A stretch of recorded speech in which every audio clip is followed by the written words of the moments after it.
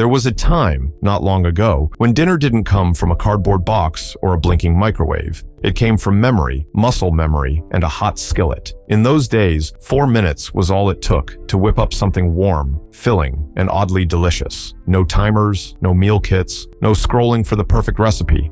Just you, your stove, and a little kitchen magic passed down from someone who didn't have much, but sure knew how to make it taste like plenty. These were the dishes of back porches and break rooms, of wood-paneled kitchens and metal lunch pails, meals thrown together when the kids were whining, the paycheck was late, and the bread was going stale. The kinds of food you wouldn't see on the cover of a cookbook, but you might remember from the corner of a yellowed index card shoved in a drawer, fast, forgotten, and full of heart. So today, we're opening the time capsule. We're digging through the frayed pages, the bottom shelves, the memories of our grandmothers and great aunts, and that one neighbor who never measured anything. We're bringing back 25 forgotten 4-minute recipes no one makes anymore, but maybe should, because sometimes the best meals are the ones that get us from hungry to happy before a kettle even boils. Grab a spatula, fire up the stove, and don't blink. You might just miss how fast dinner used to be.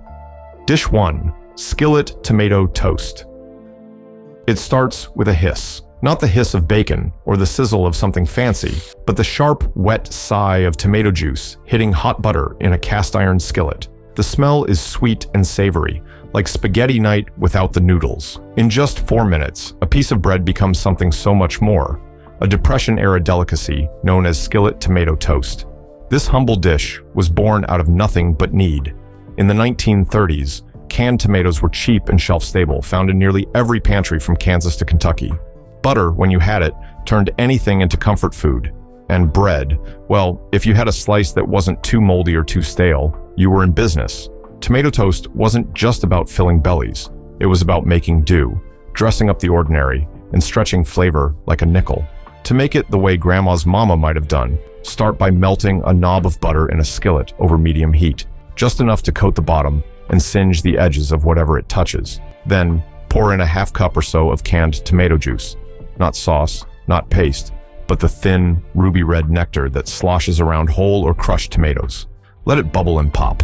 Add a pinch of salt, a generous crack of black pepper, maybe a dusting of garlic powder if you're feeling fancy. Then, lay down your bread. White, wheat, even rye, whatever's on hand. The goal is to let each side soak up the juice and crisp just slightly around the edges, a marriage of crunch and chew.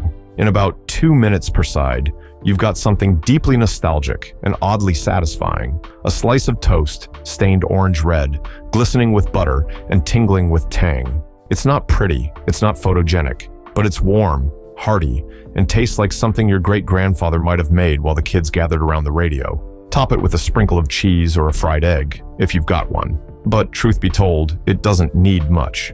Just a fork, a quiet morning, and a little appreciation for the beauty of fast, forgotten food. Dish 2. Emergency egg drop soup. This was the soup for when there was no soup, when payday was 2 days away, when the fridge held more air than food, and when all you had was an egg and a little hot water. This was what you made. Emergency egg drop soup was the original 5-cent miracle, a comfort food conjured from scraps, steam, and a little stove-side faith. Its roots trace back to Chinese immigrant kitchens in the late 19th century, where home cooks used eggs and broth to create a filling meal without wasting a thing. It traveled across oceans and across neighborhoods, eventually landing in American kitchens during the Depression and again during the war years, when ration books ruled and creativity reigned. The magic lies in the swirl. Begin by boiling about 1.5 cups of water in a saucepan. While it heats, stir in a splash of soy sauce, just enough to color the water a deep amber. Add a whisper of ground ginger, a shake of garlic powder, and, if you're lucky, a few sliced green onions. Let that brew into a fragrant broth, quick as a blink. Then comes the heart of it. Crack a fresh egg into a cup and beat it gently with a fork. Turn the heat down just slightly and stir the broth with a spoon to create a slow-moving whirlpool. Now, gently drizzle the egg into the center, watching as it blooms into delicate ribbons, feather-light and lacy. That's the beauty of egg drop. Its texture is part soup, part silk, and all comfort. You can eat it just like that, steaming and simple, or stretch it further with leftover rice, frozen peas, or a dash of sesame oil. But the original was humble. Hot, salty, and full of protein, it warmed bellies without emptying wallets. Some called it poor man's soup. Others just called it dinner. Either way, emergency egg drop soup proves that with a single egg and a pot of boiling water, you can still spin gold from a shoestring and have it ready before you even find a matching spoon. Dish 3. Breadcrumb pancake. Before food processors and air fryers, back when every slice of bread was sacred, there lived a dish called the breadcrumb pancake. It wasn't made to impress company or decorate a brunch menu. It was made to rescue scraps, to turn the ends of loaves, the crusts nobody wanted, and the crumbs at the bottom of the bread box into a hot, golden meal that stuck to your ribs. This clever recipe has roots in Central and Eastern Europe, where wasting bread was almost sinful. Immigrant families brought the idea with them to American coal towns and farming communities, where flour was scarce, but stale bread was always in abundance. It became a breakfast, a lunch, even a dinner, depending on how desperate the day was. To make it, gather about a cup of breadcrumbs, fine or coarse, doesn't matter, and soak them in a splash of milk, just enough to soften them without drowning the mix. Let it sit for a minute while you heat up your skillet. Then crack in an egg, maybe 2 if you've got them, and stir until the batter pulls together like a lumpy pancake mix. Salt, pepper, and a dash of baking powder help it puff just enough. A spoonful of sugar? Optional, but Grandma usually added it. Melt a bit of butter or oil in a hot skillet and pour the batter in like you would a pancake. Flatten it down with the back of a spoon and let it sizzle for a couple minutes per side until the edge is crisp and the middle firms up into something between a patty and a flapjack. It's not fluffy, it's not fancy, but it's got character. The outside is crispy and browned, the inside warm and chewy, almost custardy. Serve it with syrup if you want sweet, or with gravy or fried onions if you're leaning savory. Either way, it feels like a secret, a thrifty trick whispered down through generations. Because in the right hands, even breadcrumbs can rise again. All they need is a skillet, a little time, and someone who remembers how to turn nothing into something. Dish 4. Mustard grilled cheese. Now here's a sandwich with a secret. It looks like any old grilled cheese. Golden, gooey, toasted just right. But bite into it, and there's a zing that wakes you right up. That little kick? It's mustard. Not inside the sandwich, on the outside. This forgotten gem, the mustard grilled cheese, was a staple in smoky diners, roadside lunch counters, and mid-century bachelor pads across the country. It's unclear who first slathered mustard on the outside of a grilled cheese before it hit the pan, but once you've tried it, you'll wonder why it ever disappeared. Some folks say it started as a trucker's trick, adding a bit of extra flavor without extra cost. Others claim it was just a happy accident in a kitchen where butter ran out, but mustard didn't. To make one the old-fashioned way, take 2 slices of white sandwich bread, the kind that folds if you bend it. Tuck a slice or 2 of sharp cheddar in between. American works fine, but cheddar gives it that retro twang. Now, here's the twist. Instead of buttering the outside like your instincts might tell you, spread a thin layer of yellow mustard across both outer sides. Not fancy Dijon, not stone-ground artisan mustard, just plain old ballpark yellow, the kind in every fridge door in 1964. Drop it into a hot skillet and press it down with the back of your spatula. In about 2 minutes per side, you'll get a crisp, tangy crust that browns beautifully and smells like a fairground hot dog stand collided with a grilled cheese shack. The result? Pure, savory nostalgia. The mustard caramelizes ever so slightly, mellowing just enough to make you forget it's there, until that little tang sneaks back in and taps you on the tongue. It's fast, it's flavorful, and it's oddly sophisticated for something that costs less than $1 to make. This was the sandwich for late-night snacks, blue-collar lunches, and penny-pinching college kids. And like all the best food secrets, it was passed by word of mouth, from fry cook to fry cook, from grandma to grandkid. Now it's your turn to bring it back. Dish 5. Canned salmon. Patty. Long before salmon was served on cedar planks or glazed with miso, it came from a can. A humble, oil-slicked can, tucked into pantries from coast to coast. And with just a few pantry staples and 4 sizzling minutes, it transformed into something far greater than the sum of its parts, the beloved canned salmon patty. These patties were pantry royalty during the 1940s and 50s, when fresh fish wasn't always accessible, especially in landlocked towns, and tinned goods were a frugal cook's best friend. Housewives and home cooks could stretch a single can to feed a family of 4, maybe 5, if you added a side of beans or boiled potatoes. They were a wartime standby, a weeknight wonder, and a favorite in church cookbooks with titles like Feeding the Family for Less. To make one just like they used to, grab a can of pink salmon, bones and skin included. Don't toss those out. The bones crush easily and melt into the mix, adding calcium and a little old-school authenticity. Drain the liquid into a bowl, then flake the salmon into it with a fork. Stir in a cracked egg, a small handful of flour or crushed saltines, and some finely chopped onion. If you've got a bit of mustard, throw that in too. Salt, pepper, maybe a pinch of dried dill if you're feeling fancy. Form into small patties, about the size of your palm, and drop them into a hot, greased skillet. Let them sizzle for about 2 minutes per side until the crust turns crisp and golden and the insides stay soft and steamy. The smell is fishy in the best way, cozy, savory, like something good's frying on a Friday afternoon. The outside crunches just a little, while the inside stays tender and rich. Serve it plain, or tuck it into a slice of bread with mayo and lettuce for a quick sandwich. These salmon patties may not make headlines on modern menus, but for generations, they were a taste of the ocean for families who'd never seen the sea. Frugal, fast, and full of flavor. This is seafood the way Grandma made it. Dish 6, fried bologna fold-over. There's something almost ceremonial about the way a slice of bologna puffs and curls as it hits a hot skillet. The edges blister, the center rises like a dome, and the smell, well, it smells like after-school hunger solved in minutes. The fried bologna fold-over wasn't just a sandwich, it was a rite of passage. Cheap, quick, and oddly delightful. This was the working-class answer to deli meat dreams. In the 1960s and 70s, bologna was a fixture in every fridge. Sold in stacks with red plastic peel-off edges, it was affordable, versatile, and ready to go. But raw, it was flat and floppy. Fry it? It became something else entirely. Crispy, savory, and packed with sizzling childhood nostalgia. To make one the old way, start with a single slice of bologna.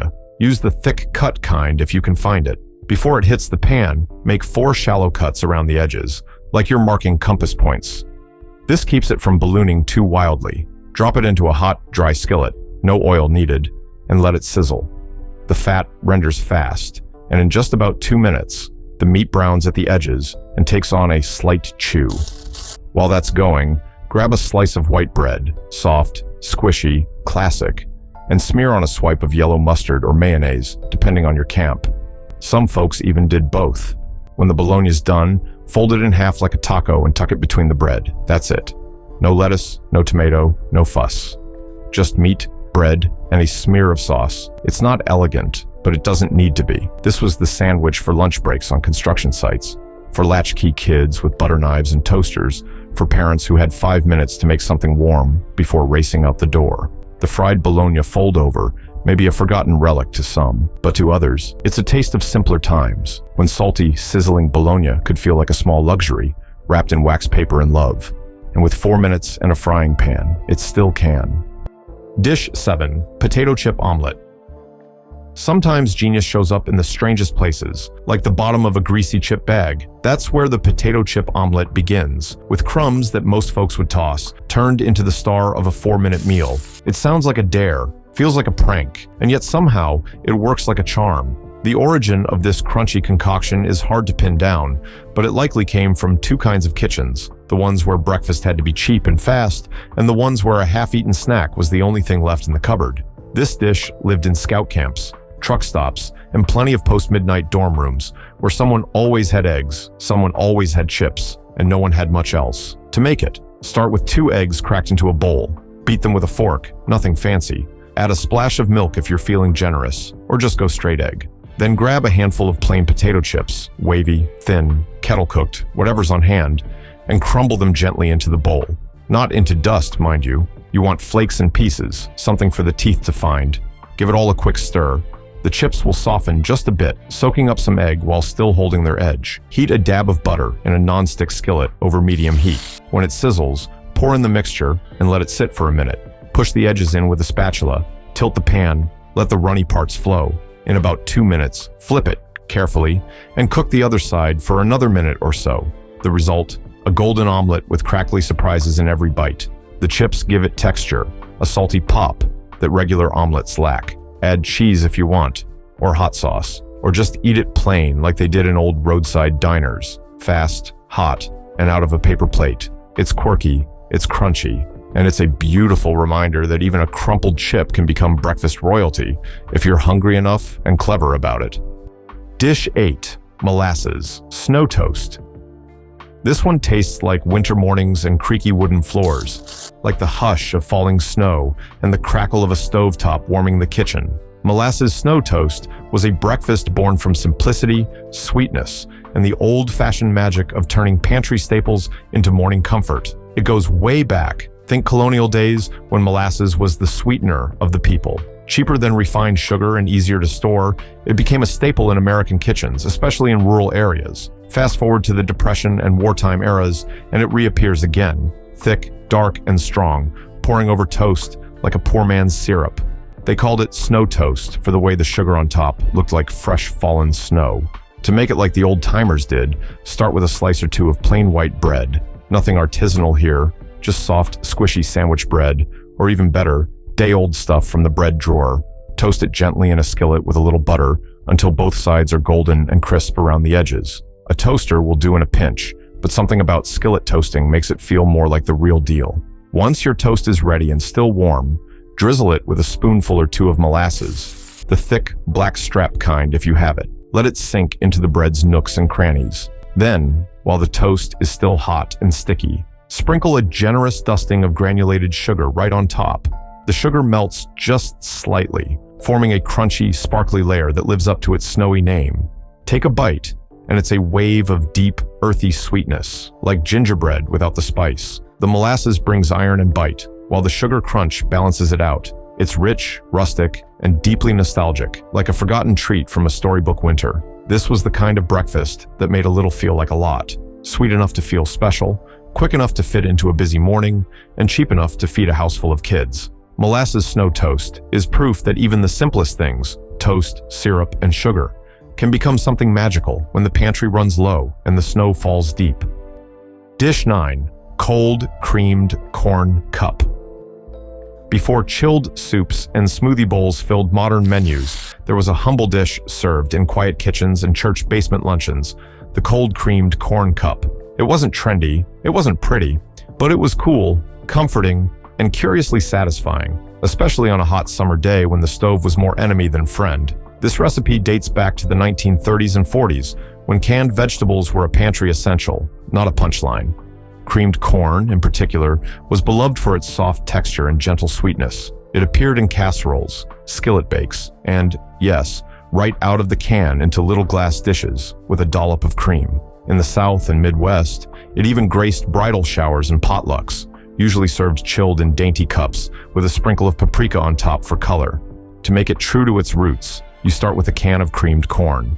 Just open it and give it a gentle stir. No heating required. Spoon it into a small bowl or cup, preferably something glass, so you can see its golden glow. Now comes the little flourish. Add a splash of heavy cream or evaporated milk to make it extra silky. Stir until smooth, then season with a bit of salt and a crack of black pepper. Let it sit in the fridge for a few minutes if you can spare the time, or drop in a couple ice cubes if you can't. The chill takes the edge off the sweetness and brings out a subtle, buttery richness that's easy to miss when it's hot. For a dash of retro elegance, sprinkle a tiny pinch of paprika across the top. Not for flavor, just for flair. Scoop it up with a spoon and let the cool, creamy texture melt on your tongue. It's soft, mild, and oddly luxurious for something born in a tin. This was the kind of dish a resourceful homemaker would serve on a day too hot to bake. A dish made for porches, fans turning overhead, and slow conversations. It may not be fancy, but the cold creamed corn cup whispers of a time when even canned goods could be treated like a delicacy, with a little cream and a lot of care. Dish 10. Quick cocoa gravy biscuits. If you've never had chocolate for breakfast, you've missed one of the South's sweetest secrets. But this isn't chocolate in a donut or smeared on toast. This is cocoa gravy, rich and velvety, poured warm over split biscuits like a hug, from someone who smells like vanilla and wood smoke.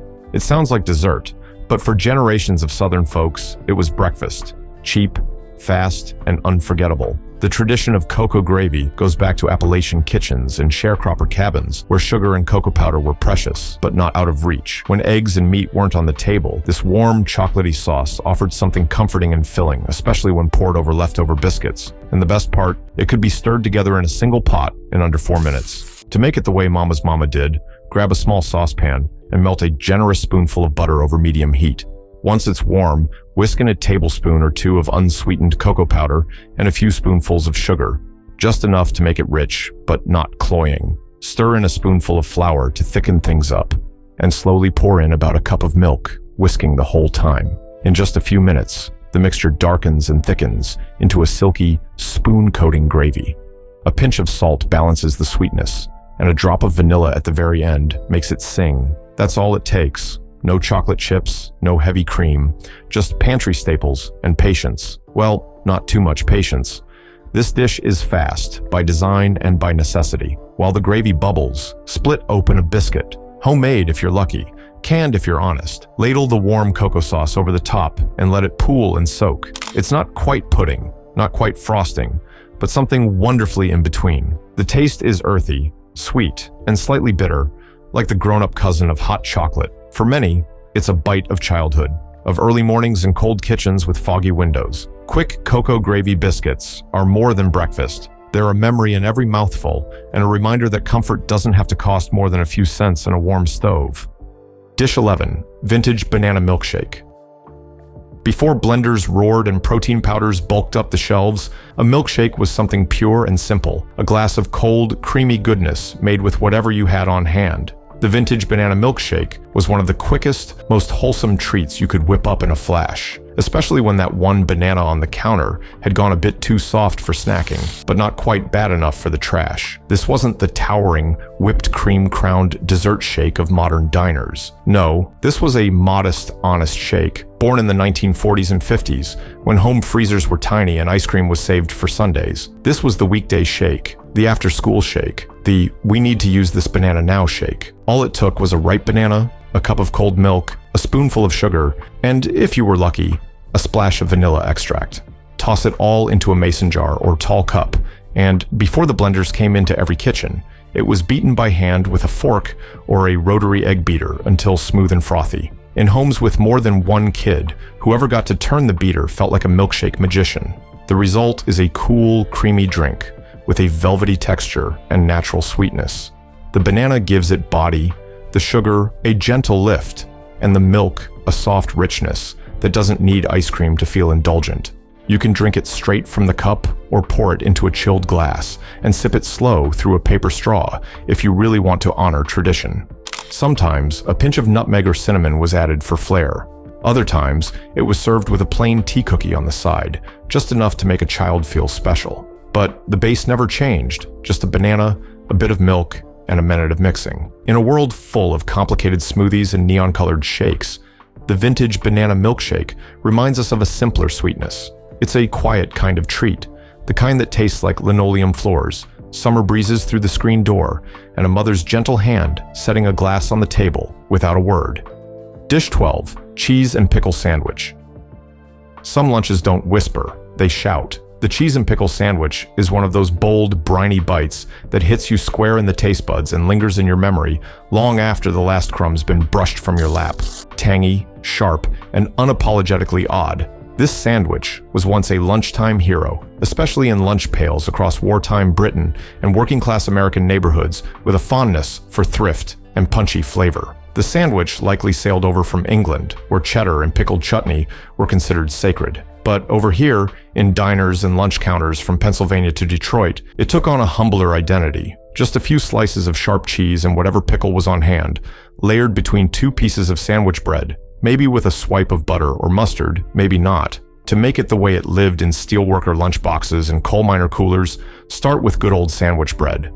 Soft white or wheat will do just fine. Lay down a few slices of sharp cheddar, the kind that bites back a little. Next comes the pickle. This could be sliced dill, sweet bread and butter chips, or even relish if that's all you've got. The tangier, the better. Some folks went for pickled onions or chow chow, those jarred spiced vegetables that lived forever on the pantry shelf. There's no need to toast or grill. This is a cold sandwich, meant to be eaten with a thermos of coffee and a folded napkin from someone who packed it with love or duty. But if you want to give it a modern nudge, a quick press in a skillet turns it into a melt with teeth. The result is a glorious clash. Creamy, salty cheese meets vinegary crunch, with soft bread wrapping it all together like a handshake between opposites. It's quick, it's curious, and it's got a personality all its own. These days, it might be shrugged off as strange, but back when meat was scarce and frugality ruled the kitchen, the cheese and pickle sandwich was a flavor-packed 4-minute miracle, proof that even a sandwich with no frills can pack a wallop of comfort and character. Dish 13, apple butter foldover. There are sandwiches meant for lunch, some meant for dinner, and then there's the apple butter foldover, a quiet little in-between. Sweet, dark, and spiced like autumn's breath, this 2-ingredient wonder was the go-to snack when cupboards were bare, time was short, and you needed something that felt like a hug in your hand. Back in the days when apple butter simmered for hours in big copper kettles, this treat was a common sight in farmhouse kitchens. You didn't waste what you made, and apple butter, thick, spicy, and shelf-stable, could stretch from fall into spring if you were careful. Slather it on bread, fold it over, and suddenly you had a sweet little sandwich fit for a child's lunchbox or a tired farmer's pocket. To make one true to tradition, all you need is a slice of soft sandwich bread and a generous spoonful of apple butter. The bread should be plain and pillowy, nothing crusty or grainy to get in the way of the spread's smooth richness. Lay it flat, spread the apple butter edge to edge, then fold it in half like a letter you're mailing to your younger self. The result is more than the sum of its parts. The apple butter, made from slow-cooked apples, sugar, cinnamon, and cloves, carries a depth of flavor that tastes like an orchard after the harvest. Dark and glossy, it's sweet, but not sugary, with a warming spice that dances across the tongue. The soft bread soaks in just enough to give it a tender chew. Some folks grilled it in butter for a hot version, turning it into a poor man's pastry. Others added a slice of cheese. Sharp cheddar was the old-school choice, for that salty, sweet interplay that only grandparents seemed to understand. But the basic foldover, that was the fast one, the one you made when the chores weren't done or the school bell was ringing. It's not flashy, it won't trend, but the apple butter foldover is the kind of recipe that lives in the memory, not the cookbook, a 4-minute bite of homemade comfort, passed from jar to bread to heart, generation after generation. Dish 14, ketchup noodle bowl. There are meals born from plenty, and then there are meals born from sheer, delicious desperation. The ketchup noodle bowl firmly belongs in the second camp.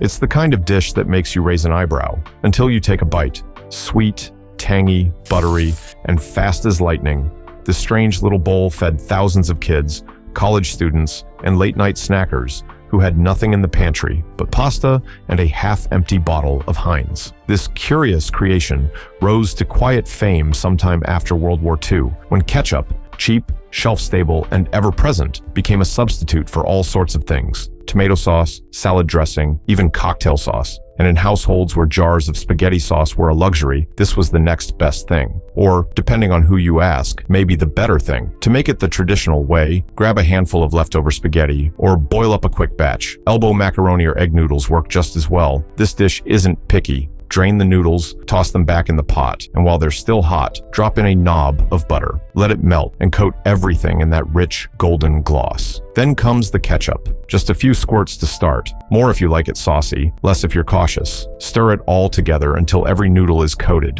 in that unmistakable red-orange sheen. The smell alone is enough to pull you back to childhood. Warm starch, creamy butter, and the sweet-sour bite of ketchup. Some folks added a little grated cheese on top, or a sprinkle of black pepper. Others stirred in chopped hot dogs or frozen peas to stretch it into a meal. But the base was always the same: noodles, butter, ketchup. Ready in 4 minutes, flat and oddly addictive. Sure, it's not gourmet, but it's fast, it's nostalgic, and it carries the flavor of after-school freedom and frugal creativity. The ketchup noodle bowl isn't trying to be anything it's not. It's just a quick, quirky comfort food that showed up when you needed it most. And sometimes, that's the best kind of meal there is. Dish 15, egg in a hole.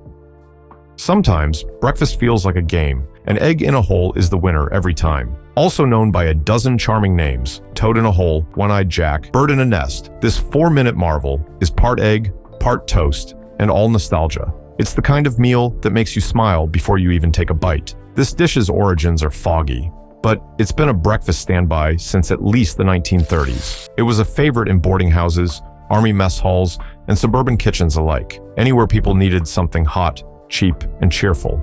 It only requires 2 ingredients and a little Skillet know-how, but somehow it always feels like more. To make it the classic way, start with a slice of sandwich bread, white, wheat, doesn't matter. Use a juice glass or biscuit cutter to punch a hole right in the center. Save that little circle of bread. You'll be frying it too. Now, heat up a skillet with a pat of butter until it's bubbling and friendly. Drop in your slice of bread and toast it lightly on one side, then flip it and carefully crack an egg into the hole, letting the yolk fall right in the center like a sun peeking out of a cloudy sky. Season with salt and pepper. Let it cook for about 2 minutes, just until the egg whites set and the bread crisps. If you like your yolk runny, stop right there. If you want it firmer, cover the skillet for a minute or flip it gently to cook the other side. Toss in that bread circle too. Let it brown up and soak in some butter. It makes the perfect little dipping tool. The result is warm, buttery toast with a soft, golden egg nestled right in the middle. It's playful, pretty, and surprisingly satisfying. Served with a bit of jam on the side or eaten straight from the pan, it never disappoints. Egg in a hole is more than a clever breakfast. It's a memory on a plate. It's the kind of dish you teach to kids on Saturday mornings and pass along not with a recipe, but with a smile. And in just 4 minutes, it turns an ordinary egg into something a little magical. Dish 16. Graham Cracker Stack-Up. If childhood had a flavor, this might be it. Sweet, simple, and just a little sticky, the graham cracker stack-up was the go-to no-bake treat in homes where dessert needed to be fast, frugal, and ready before the streetlights came on. No oven, no measuring, just a handful of pantry staples and the creativity of a kid or a very busy parent. Popular in the 1950s and 60s, especially in large families and after-school snack rotations, the stack-up was a humble way to turn a box of crackers into something that felt like dessert. Some called it a poor man's cookie. Others just called it one more, please. To make it the way they did back then, grab a sleeve of graham crackers. Plain honey is best, though cinnamon gives it a nostalgic twist. Break them into squares and start layering with whatever spread you've got.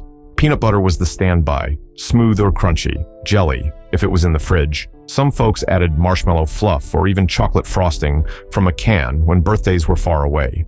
But sugar cravings weren't. The method is simple. Smear, stack, repeat. 2 crackers pressed together make a perfect sandwich. 3 or 4, and you've got a full-on tower. Let them sit for a minute or two, just long enough for the spreads to soften the crackers a bit, turning the crisp crunch into a chewy, cake-like bite. The taste? Comforting. The graham adds that honeyed, toasty flavor, while the filling does all the heavy lifting. Sweet, nutty, creamy, or fruity. It's infinitely customizable and takes less time to make than it does to clean the knife. Best of all, this was the kind of snack kids could make themselves. No fire, no sharp edges, just graham crackers and gumption. It taught independence and rewarded it with sweetness. The graham cracker stack-up isn't elegant, but it doesn't need to be. It's quick joy between 2 crackers, a dessert born of practicality and a bit of play. A 4-minute classic from the golden days of after-school snacking. Dish 17. Sardine Cracker Bites. Salty, briny, bold, and surprisingly satisfying. Sardine cracker bites were once a staple of quiet suppers and late-night snacks, especially in households where just a little something had to come from the pantry, not the store.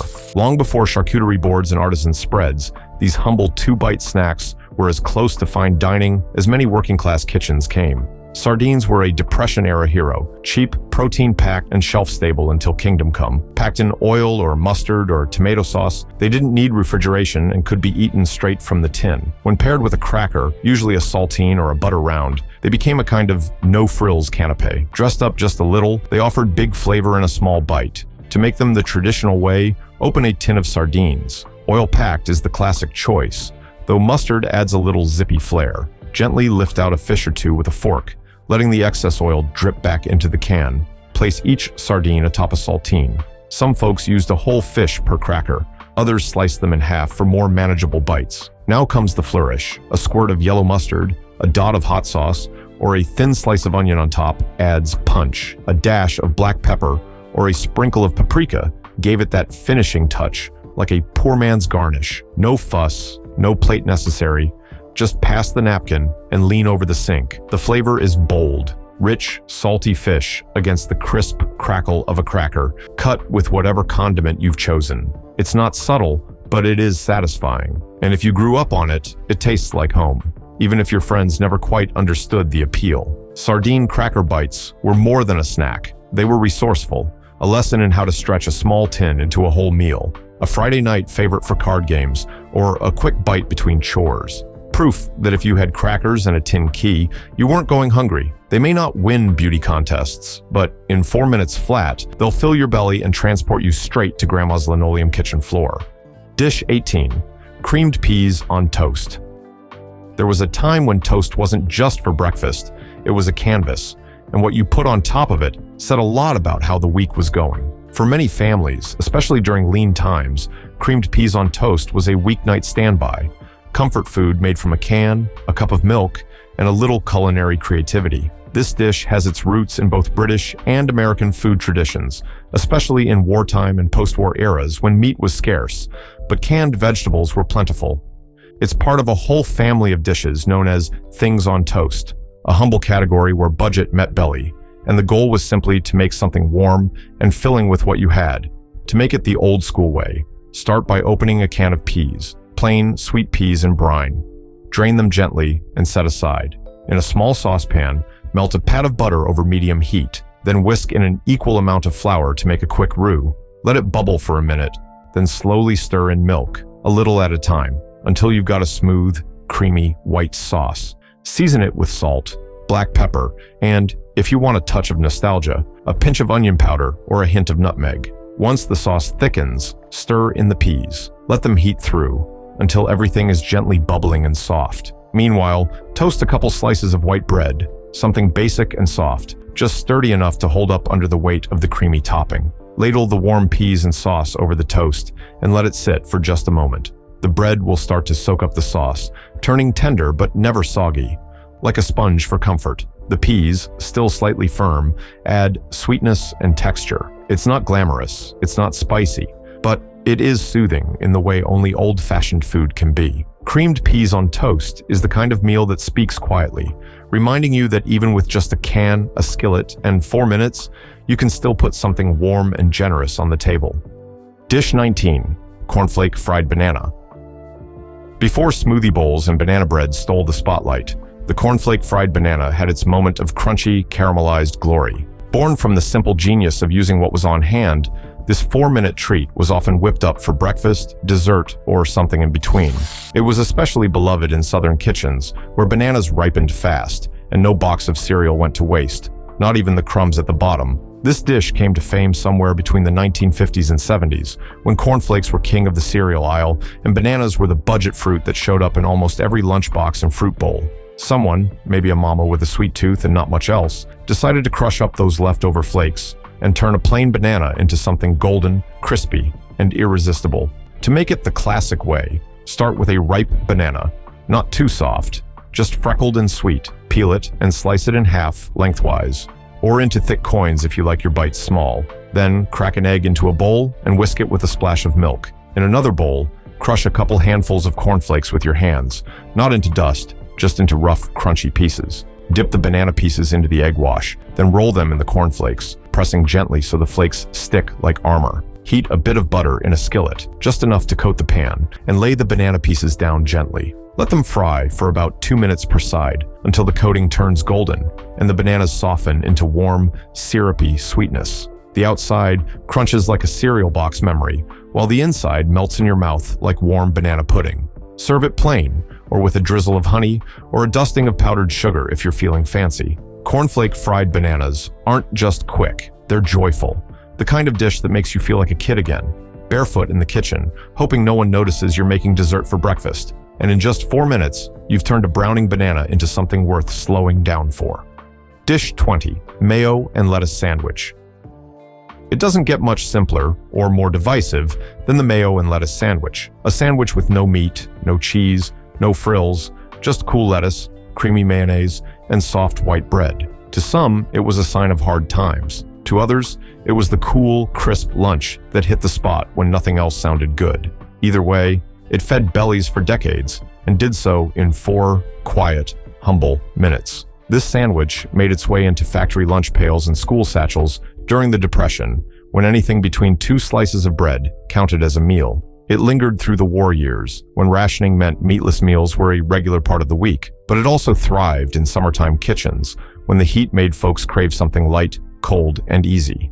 To make it true to form, you don't need a recipe. You just need restraint. Start with 2 slices of soft sandwich bread. White was traditional, though later versions sometimes used whole wheat. Slather each slice with a generous, but not sloppy, layer of mayonnaise. Not Miracle Whip, not aioli, real, plain mayonnaise. Next comes the lettuce. And here's where personal preference matters. Iceberg was the classic choice. Crisp, watery, refreshing. Its stiff leaves held up best under Mayo's weight. Stack 2 or 3 leaves, slightly overlapping, and press the other slice of bread on top. That's it. No tomato, no bacon, no mustard. Just the cool crunch of lettuce and the creamy tang of mayo held together by a soft bread hug. If you were lucky, the sandwich came wrapped in wax paper and packed beside a pickle spear or a cookie. The flavor is clean, neutral, oddly comforting. It's not meant to dazzle. It's meant to fill a quiet hunger, a bite of calm on a hectic day. These days, it's nearly forgotten, laughed off even. But for a time, the mayo and lettuce sandwich was enough. Enough to tide you over. Enough to say, I see you, I fed you. And that kind of simple care, delivered between 2 slices of bread, never goes out of style. Dish 21. Hot dog, coins, and eggs. Few meals say working-class breakfast quite like hot dog, coins, and eggs. It's not glamorous, and it's definitely not delicate, but it is hearty, fast, and the kind of comfort food that made the most out of very little. In towns where bacon was a luxury and sausage was for Sundays, a pack of hot dogs stretched far, and this dish made sure not a slice went to waste. The origin of this scrappy skillet classic is easy to imagine. Picture a steel mill town in the 1950s, or a rural kitchen before payday. Eggs were often on hand, and hot dogs always in the fridge. Slice them into little coins, toss them in a hot pan, and they'd sizzle and crisp like tiny medallions of smoky goodness. Add in eggs, and you've got breakfast or dinner done in 4 minutes flat. To make it the way Granddad might have, start by slicing a hot dog or 2 into rounds, about a 1/4 inch thick. No need to get fancy. The thinner they are, the quicker they'll brown. Heat a bit of oil or butter in a skillet and toss in the coins. In a minute or 2, they'll puff and curl slightly, turning golden at the edges and releasing that unmistakable salty, meaty aroma. While those cook, crack a couple of eggs into a bowl and beat them well. Pour the eggs right into the skillet, letting them fill in the gaps between the sizzling coins. Stir gently to scramble it all together, letting the eggs set around the hot dog pieces. A dash of salt, a shake of pepper, maybe a sprinkle of cheese if it's payday. That's all it needs. The result is savory, smoky, and oddly nostalgic. The hot dogs give it a chewy, flavorful punch, and the eggs soften the whole thing into a hot, satisfying scramble. Served with toast or eaten straight from the pan, it's the kind of dish that says, we're making it work. Hot dog, coins, and eggs didn't need a recipe card, just a skillet, a stove, and someone smart enough to turn leftovers into a meal worth remembering.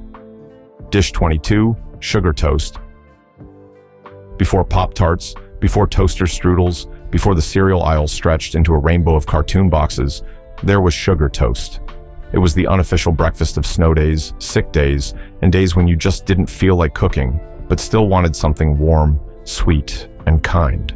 For generations of American families, sugar toast was a quick, affordable morning treat that felt like a little luxury, even when cupboards were nearly bare. The recipe was simple, but the ritual was everything. It usually started with sandwich bread, white and squishy, the kind that toasted just enough to crisp, but still kept a soft middle. It went into the toaster or under the broiler, and while it browned, a little bowl of sugar was waiting. Some households used white sugar, others a brown sugar blend, sometimes with cinnamon mixed in for a little extra warmth. When the toast popped, it got a thick, generous swipe of butter. Not margarine, not oil, but real butter, soft enough to glide across the surface and melt instantly into every crack and corner. Then came the sugar, spooned on slowly and spread with the back of a spoon to make sure it stuck to the glistening butter. If the oven broiler was used, some cooks would add the sugar before broiling, letting it caramelize into a golden, crackly crust that tasted like the top of a creme brulee. Others kept it simple: toast, butter, sugar, done. The result? A slice of crunchy, melty, sweetened toast that crunched when you bit into it and melted like candy on your tongue. It was cheap, cheerful, and deeply nostalgic. More dessert than breakfast, perhaps, but that was part of the charm. Sugar toast wasn't just a treat, it was a gesture, something a parent made to cheer up a sick child, or a grandparent whipped up to spoil visiting grandkids. It was what you ate with warm milk or weak tea, what you snuck late at night when no one was looking. 4 minutes. One slice. A memory that lingers. Sugar toast is proof that sweetness doesn't need to be complicated. It just needs butter, sugar, and love. Dish 23. Melted cheese tomato cup. Long before stuffed became a culinary buzzword, the melted cheese tomato cup made its quiet appearance in 1960s cookbooks and ladies' luncheons. It was the kind of dish that appeared next to a dollop of cottage cheese and a sprig of parsley, delicate and simple, but still warm and comforting. Equal parts side dish and centerpiece. It was frugal, fast, and elegant in that unpretentious, mid-century way. At its heart, the recipe is almost too simple to believe, just a tomato and a cube of cheese. But something about the combination, when broiled just right, creates a texture and flavor that feels far fancier than it has any right to be. The tomato softens and sweetens in the heat, while the cheese bubbles and browns, sinking into the fruit's natural cup like a rich, molten crown. To make it the way your great aunt might have served at a bridge club luncheon, start with a ripe, round tomato, firm but not hard. Slice off the top and use a spoon to gently scoop out the inner seeds and pulp, just enough to make room for the filling. Into that little hollow, tuck a thick cube of cheese. Cheddar is classic, sharp, or mild depending on your mood, though Monterey Jack or even American were known substitutes. Set the tomato in a small baking dish and place it under the broiler, just a few inches from the flame or heating element. Watch it carefully. In about 4 minutes, the tomato will soften and the cheese will melt, bubble, and just begin to brown. A crack of black pepper or a sprinkle of dried herbs like thyme or oregano gives it a little flourish. The result is tender, juicy, cheesy comfort, rich enough to feel special, light enough to serve alongside anything. Some folks spooned it over toast. Others ate it with a fork and knife, slow and thoughtful. The melted cheese tomato cup is one of those forgotten little dishes that deserves a revival. It takes barely any effort, costs next to nothing, and reminds us that sometimes 2 ingredients and 4 minutes can taste like something made with care. Dish 24. Canned pear with cottage cheese. Elegant, economical, and always a little unexpected, the canned pear with cottage cheese was the shining star of mid-century salads. It showed up at bridal showers, church potlucks, and cafeteria trays with equal pride. Though it required no cooking, it felt like an occasion. Soft, sweet fruit paired with cool, creamy curds, and sometimes topped with the daintiest dusting of paprika or a lone maraschino cherry. This dish was all about presentation. In the 1950s and 60s, when the American kitchen was embracing convenience foods and colorful plating, canned fruit was in its golden age. Halved pears, packed in syrup or juice, lined pantry shelves and dessert carts. And cottage cheese, beloved for its protein and low price, found its way into everything from dips to gelatin molds. When combined, the two created a refreshing little salad that required no stove, no fuss, and just a minute or two of assembly. To make it like the ladies' magazines once instructed, start with a halved canned pear, well chilled and gently drained. Place it cut side up on a small plate or in a glass dessert dish. Into the center, spoon a heaping scoop of cottage cheese, letting it nestle where the core once was. The textures are key. The pear is tender and yielding, while the cottage cheese is soft, but slightly lumpy, offering a subtle tang against the syrupy sweetness of the fruit. Now, for the finishing touch. Some households sprinkled paprika lightly over the top, not for flavor, but for flair. Others crowned the dish with a bright red maraschino cherry or a sprig of mint, transforming a pantry pairing into a polished plate. It was often served with a Ritz cracker or two on the side, adding just enough crunch to balance the creaminess. The taste is mellow, soothing, and strangely satisfying. It's not a dessert, not quite a salad, but something charmingly in between. In an age of avocado toast and kale everything, the canned pear with cottage cheese is a gentle reminder of a time when fancy could be made from a can, a spoonful, and a little love, all in under 4 minutes, and still worth savoring. Dish 25, peanut butter celery sticks. Before energy bars and protein shakes lined the pantry shelves, there was a simple snack that did the trick with style: peanut butter celery sticks. Crunchy, creamy, salty, and sweet, depending on what you topped them with, these little boats of goodness were a staple at birthday parties, TV snack times, and bridge club gatherings. They were as welcome on a kindergarten plate as they were on a hostess platter, proving that fast food doesn't have to come from a drive-thru. This recipe has been charming snack lovers since the early 20th century, when celery was seen as an elegant health food, and peanut butter was the frugal protein of champions. It really hit its stride in the 1950s and 60s, when convenience ruled and nutrition was starting to share space with flavor.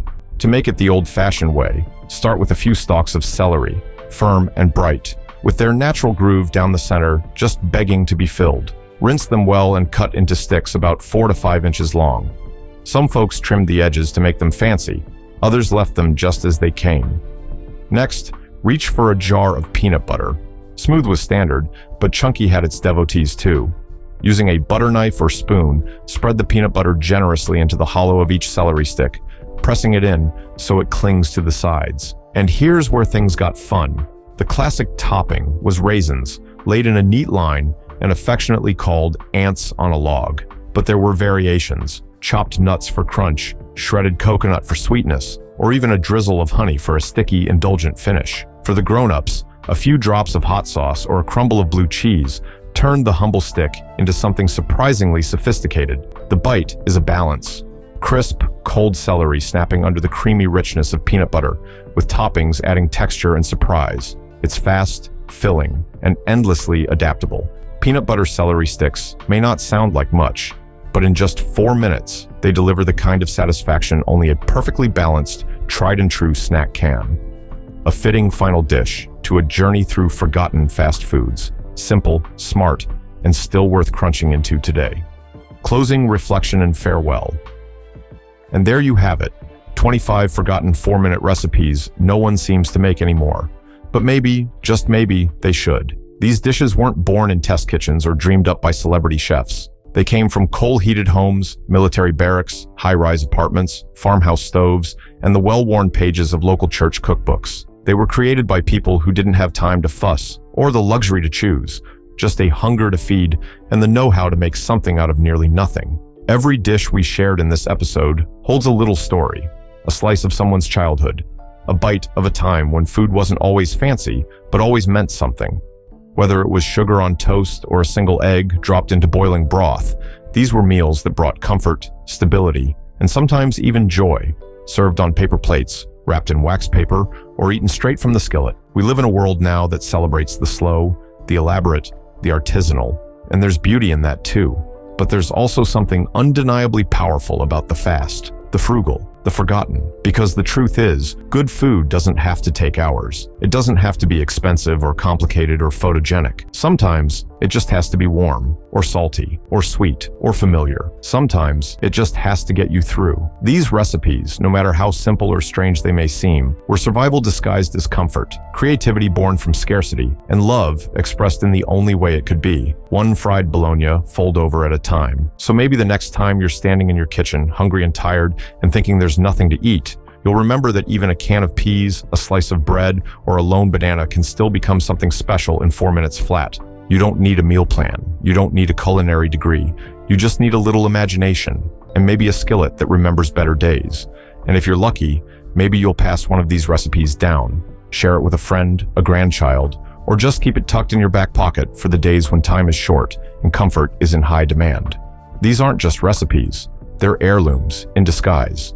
They're the sound of a spoon clinking on a cereal bowl in the afternoon light, the smell of butter and sugar wafting through a quiet kitchen, the gentle hiss of hot oil welcoming a slice of bread or a coin of hot dog. We hope this episode brought back a few memories, or maybe made you curious enough to start creating some of your own. As always, thank you for joining us on this journey through time, taste, and tenderness.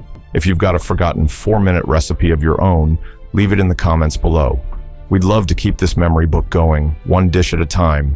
Until next time, may your toast be crispy, your coffee hot, and your meals, no matter how simple, be made with care. We'll see you back here real soon, hungry hearts.